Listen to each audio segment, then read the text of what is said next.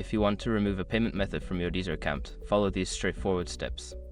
This guide will help you navigate the process easily. Step 1. Log into your account. Visit the Deezer website or open the app and log into your account using your credentials. Step 2. Access account settings.